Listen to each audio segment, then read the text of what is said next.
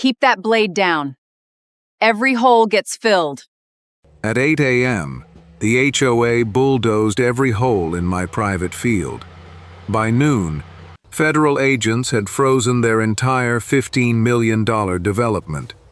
What they didn't know, I already had a certified ecological survey documenting exactly what they destroyed. If you like watching bullies get buried by the law, subscribe.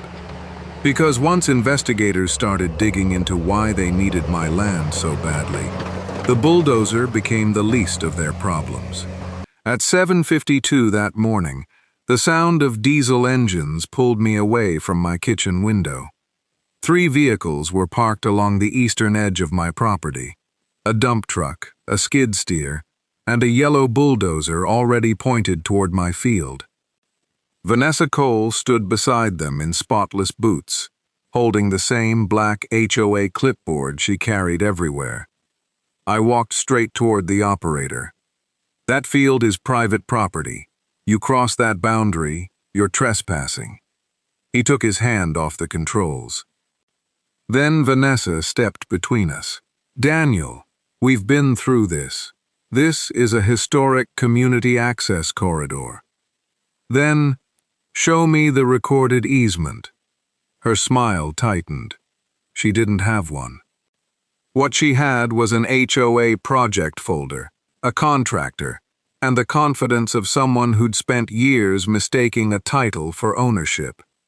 "This trail was approved for pedestrian safety," she said. "Families shouldn't have to walk around 17 acres of abandoned mud because one man refuses to cooperate." Abandoned. My father had worked that field for 34 years. But Vanessa didn't know that, and I wasn't going to explain it to her while a bulldozer idled behind us. I looked at the operator again. "You have been notified. You do not have my permission to enter this property."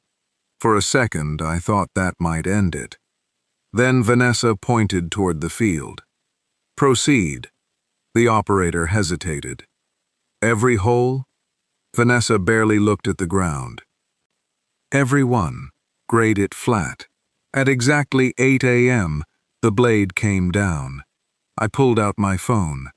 The bulldozer crossed the boundary marker, pushed through the first strip of grass, and began collapsing the little burrows scattered across the field. I filmed the property stake, the contractor's logo, the machine number, Vanessa standing beside it. Then the blade crossed a cluster of holes near the old fence line. That's when I stopped thinking about trespassing, because I recognized those holes. I'd seen every one of them before. On a map Vanessa didn't know existed. That field had been in my family longer than the HOA had existed. 17 acres of low ground, wild grass, and bad drainage. To Vanessa, it was wasted space. To me, it was the last piece of my father's property that still looked almost exactly the way it did when I was a kid. Dad kept horses there for 34 years. He taught me to set fence posts along that eastern boundary, back when I was barely strong enough to lift the driver. After he died, I stopped using most of the field. And when the luxury subdivision appeared next door, the offers started coming. I turned down every one. Vanessa never understood that. She called the field a visual blight, said the weeds hurt property values, said the muddy ground didn't fit the character of their community.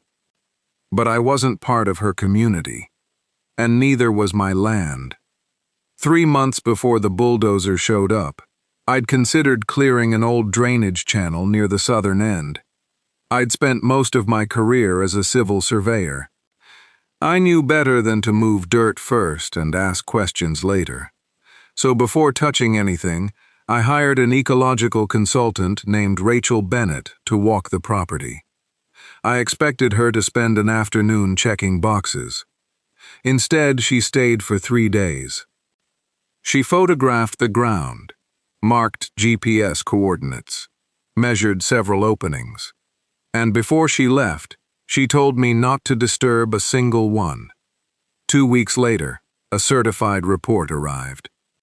Most of it looked routine, until I reached the habitat map. There were red circles across the exact section Vanessa was bulldozing now. And beside them was a species name I'd never expected to see on my father's field. At 8:16 that morning, I went inside and pulled that report from my cabinet. The species name was burrowing owl. Rachel had documented active burrows across the eastern section of my field, the same section Vanessa had just ordered flattened. And this wasn't a note scribbled on a clipboard. The survey had dated photographs, GPS coordinates, field observations, and a habitat map showing exactly where each active burrow had been found. I carried the binder to my kitchen window and looked outside. Then I looked back at the map. The bulldozer tracks cut straight through the red circles. I called Rachel. She answered on the second ring. "Do you still have the original field photographs?" "Every one. Why?" "They're grading the eastern field." Silence. "Which part?" "The section you mapped." Another pause. "Daniel, are they inside it right now?" I looked through the window. Vanessa was pointing the operator toward the next row of holes. "Yes." Rachel's voice changed. "Don't touch the disturbed ground. Don't move anything. Photograph everything you can safely document." I already had most of it. At my desk, I opened a new folder.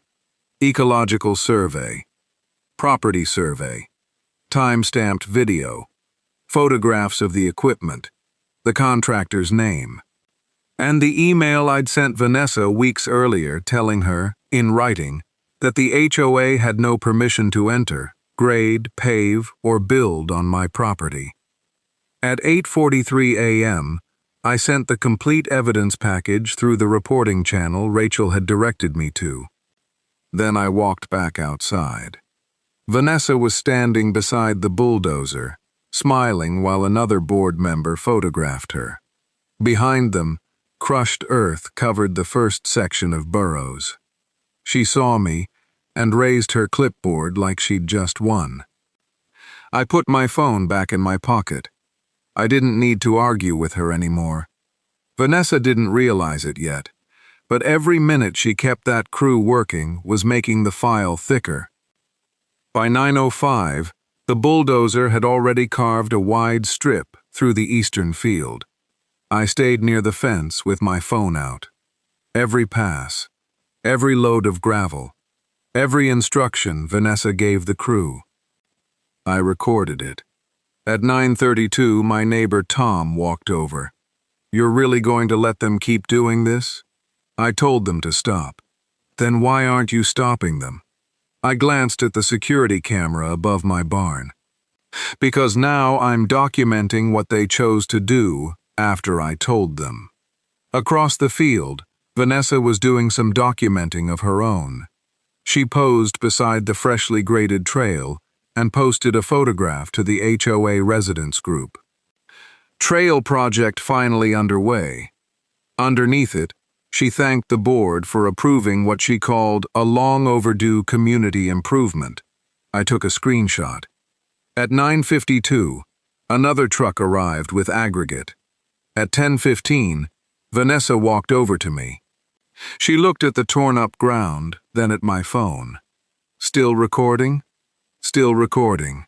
She smiled. "Nobody came to save your mud, Daniel." I checked my watch. "It's only 10:15. Her smile disappeared for half a second. Then she turned away. At 10:20, the paving crew started laying the first strip of asphalt. Fresh black pavement rolled across ground that had been grass 4 hours earlier. That was when my phone rang. The caller didn't promise me anything. They asked for the original survey, the contractor information, the exact coordinates, and confirmation that machinery was still operating. I gave them everything. Then they said, "Preserve your recordings. Don't interfere with the site." The call ended. I looked toward Vanessa. She was standing on the new asphalt, pointing farther into my field. At 10:54, the bulldozer made another pass. At 10:55, Tom looked past me toward the road. Daniel. I turned. 2 government vehicles had just rounded the corner. No sirens. No flashing lights. They didn't need either. Vanessa hadn't noticed them yet. She was still pointing at the next section she wanted flattened. The 2 vehicles stopped at the edge of my field. 4 people stepped out. No one rushed. No one raised their voice. They carried cameras, field equipment, document cases, and identification. Vanessa finally noticed them. She straightened her jacket and walked over with that clipboard tucked against her chest. "I'm Vanessa Cole, OA President. I can explain the project." One of the officials looked past her at the bulldozer. "Who authorized this grading?" Vanessa didn't hesitate. "I did.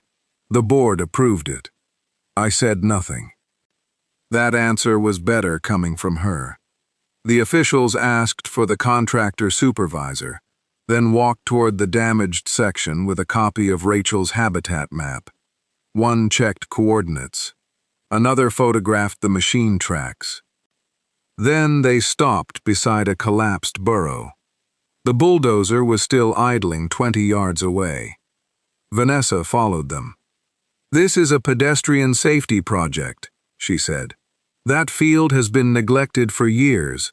We're improving property values." Nobody responded. One official compared the GPS reading to the red marks on the survey. Then he looked toward the operator. "Shut the equipment down." The bulldozer died first. Then the skid steer. Then the paver. For the first time since 8 that morning, my field was completely silent. Vanessa stared at the machines. "You're stopping a community project over some holes." The official looked at her. "These locations were documented before your equipment entered the site." Her eyes moved from him to me. That was the moment she understood the binder in my hand wasn't something I'd created that morning. The evidence had existed before her bulldozer ever crossed my boundary. She started to say something about HOA authority, but another official interrupted. "We need the work order, the approved trail alignment, the contractor authorization, and all development records associated with this access route." Vanessa froze. "Development records? Yes. This trail has nothing to do with the subdivision." The official looked down at the map again. "We'll determine that." Across the road, construction on Phase 3 was still moving. Excavators digging, concrete trucks turning in, framing crews working. Vanessa looked at them, then back at the officials. For the first time that morning, she wasn't arguing about my field anymore. She was trying to understand why they were asking about her entire development. I checked my watch. 11:22 a.m. At 11:24, the questions changed. They weren't asking about owl burrows anymore.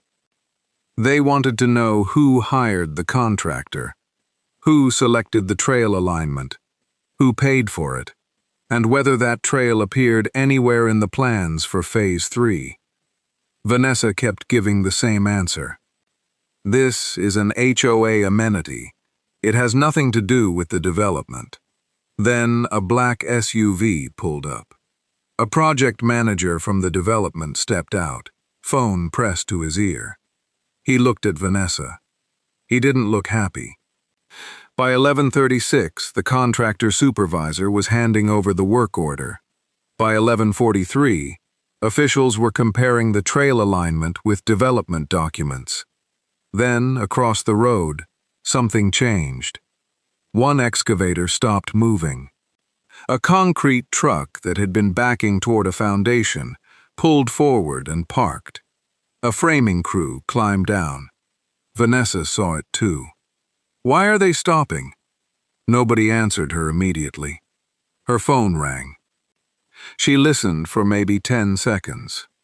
Then all the color left her face. At 11:57, notice had reached the responsible parties. Affected work tied to the development was suspended pending review. Vanessa stepped toward the officials. You can't shut down $15 million of construction because of one muddy field. One of them looked at her. This stopped being about mud when your equipment crossed into a documented site without resolving what was there first. I looked at my watch. 12 p.m. 4 hours earlier, Vanessa had ordered a bulldozer onto my property. Now that bulldozer was silent. So was the paver. So were the excavators across the road. Men stood beside machines that had been running minutes earlier. The entire development looked like someone had reached over and pulled the plug. Vanessa stared across the subdivision. I should have felt victorious. Instead, one thing bothered me. I'd worked around development projects most of my adult life. Nobody risks $15 million just to save residents a few minutes on a walking trail. So I went home and opened the Phase 3 plans.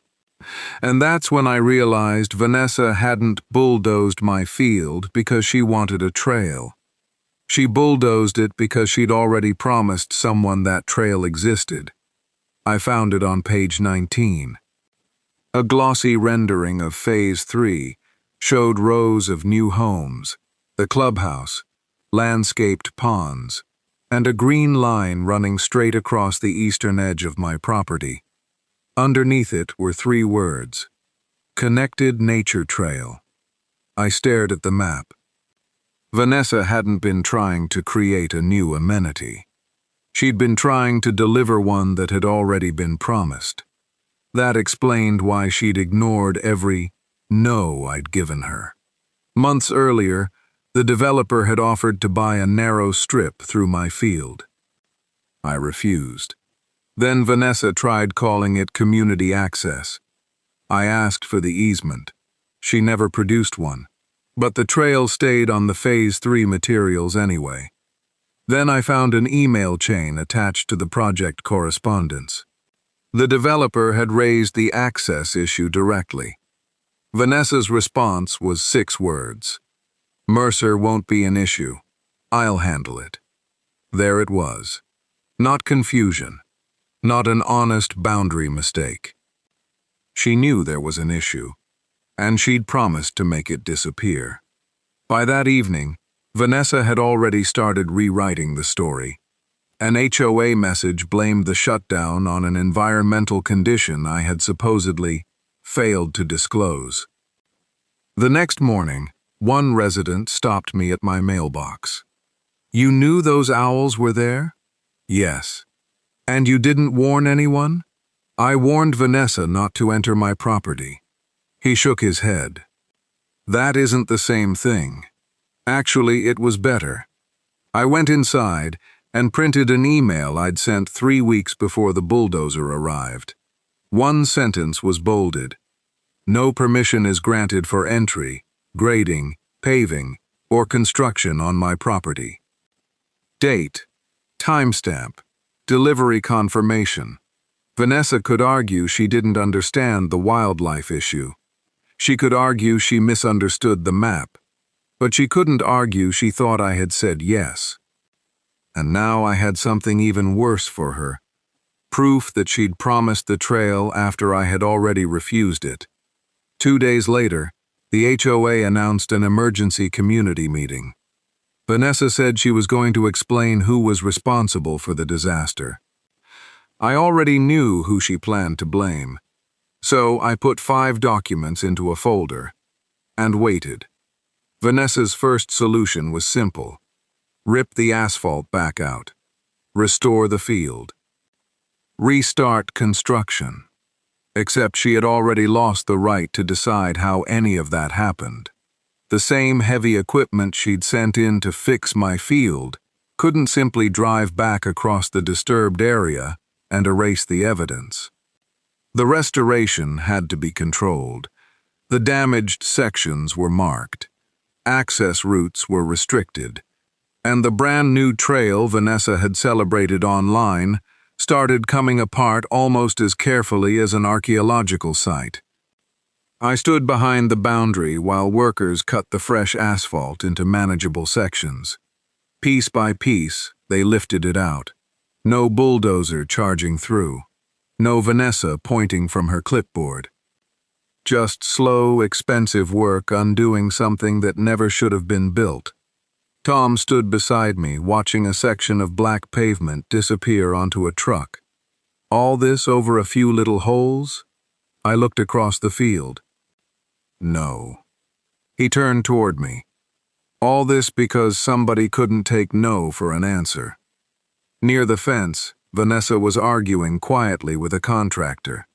For once, nobody was asking her permission. That morning she'd ordered, "Every hole gets filled." Now crews were being paid to restore the ground around those same burrows. But the asphalt wasn't her biggest problem anymore. The emergency HOA meeting was that night. Vanessa had already told residents the shutdown was caused by an environmental issue I had deliberately kept secret. She planned to put me in front of an angry room and make me explain why their development had stopped. I didn't prepare a speech. I didn't need one.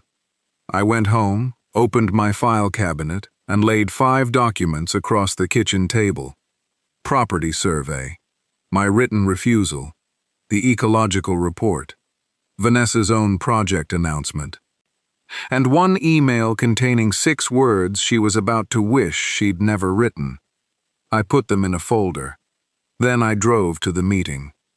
By the time I reached the community center, every chair was taken. People were standing along the walls. Homeowners wanted to know why construction had stopped. Contractors wanted to know who was paying for the delay. A representative from the developer sat in the front row beside 2 people I'd never seen before. Vanessa stood behind the board table. Perfect jacket, perfect hair, same black clipboard. She opened with the sentence I'd expected. What happened this week was the result of an unforeseeable environmental condition that was not disclosed to the HOA. Then she looked directly at me. Half the room followed her eyes. Vanessa continued. Had Mr. Mercer informed us of the wildlife issue on his property, this situation could have been avoided. I let her finish. Then I stood and carried my folder to the front. I brought 5 documents. No speech, just the first page. I placed it on the table. My property survey. The eastern boundary was marked clearly. The trail crossed it. Vanessa leaned forward. We were operating under the understanding that the corridor was subject to community access. I opened the second document. Then show me the easement. She didn't answer. I placed the county property record beside the survey. No recorded access right gave the HOA permission to build that trail across my land. The room got quieter. Then came document 3. My email. I read one sentence. No permission is granted for entry, grading, paving, or construction on my property. I turned the page around. Date. Timestamp. Delivery confirmation. 3 weeks before the bulldozer arrived. A man in the second row asked Vanessa, "She had this before construction started?" She shifted in her chair. We believed the HOA had separate authority. Then why ask me for permission in the first place? She stopped. I didn't wait for an answer. Document 4 was Rachel's ecological survey. I opened it to the habitat map. Red circles covered the eastern field. Then I laid the pre-disturbance photographs beside it. Same fence posts. Same drainage depression. Same burrows. All documented months before the machines arrived. This is what was there before 8 o'clock that morning. Vanessa shook her head. And that's exactly my point. You knew. Yes. A few people murmured. I nodded toward my refusal email. I also knew it was my property, and I told you not to enter it. That ended the murmuring. Then I pulled out document 5. It wasn't mine. It was Vanessa's. A screenshot of her HOA post. Trail project finally underway. Her photograph was underneath it. Vanessa, standing beside the bulldozer, smiling. The contractor representative in the front row cleared his throat. Our crew proceeded under the authorization provided for the HOA trail project. Every board member looked toward Vanessa. She tried to recover. This was intended to benefit the entire community. I reached back into the folder. There was one final page clipped behind the screenshot. The Phase 3 rendering. I unfolded it across the table. Clubhouse. New homes. Landscaped ponds. And the green line labeled Connected Nature Trail. I pointed to where that line crossed my property. This was already being shown as an amenity before I gave anyone permission. The developer representative leaned forward. Vanessa's face changed. Then, I put down the email containing the 6 words. The developer had raised the access problem months earlier. Vanessa had replied, "Mercer won't be an issue. I'll handle it." Nobody spoke. Vanessa looked around the room. I was acting in the best interests of this community. I closed the folder. You can't protect a community by pretending you own everything around it. No one applauded. That would have made it feel cheap. Instead, the board member sitting closest to Vanessa quietly moved his papers away from hers. Another asked for copies of the correspondence. The developer representative stood and walked into the hallway with his counsel. Residents who had been staring at me when the meeting began were now staring at Vanessa. She still had her clipboard. She still had her title. But neither one seemed to carry much weight anymore. For the first time since the bulldozer entered my field, I had nothing else to prove. The paperwork had done it for me.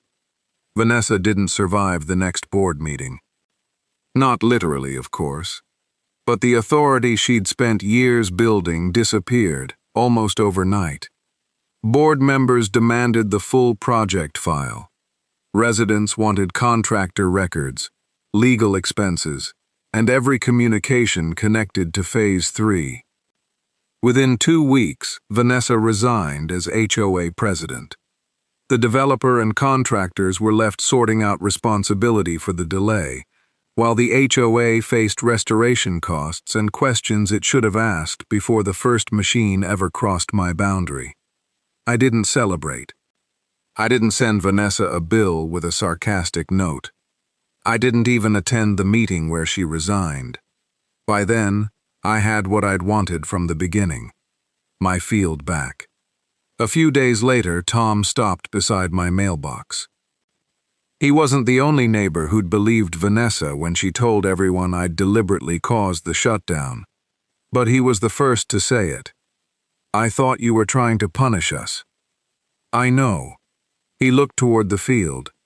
"I was wrong." I nodded. So were a lot of people. That was enough. Over the next several weeks, restoration crews removed the last damaged material and stabilized the disturbed ground. New boundary markers went in along the eastern line. Not decorative ones. The kind nobody could pretend not to see. The new HOA board adopted a simple requirement. Before approving any project near private land, somebody had to verify the actual property rights in writing. No assumptions. No imaginary easements. No clipboard authority. Just records. They asked me to join the board. I declined.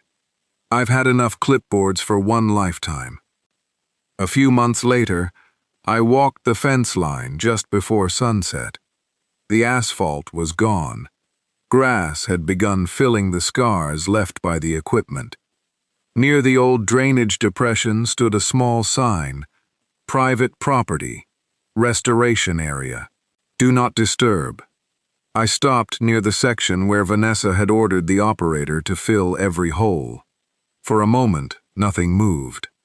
Then a small head appeared above the grass. A burrowing owl stood beside one of the restored burrows.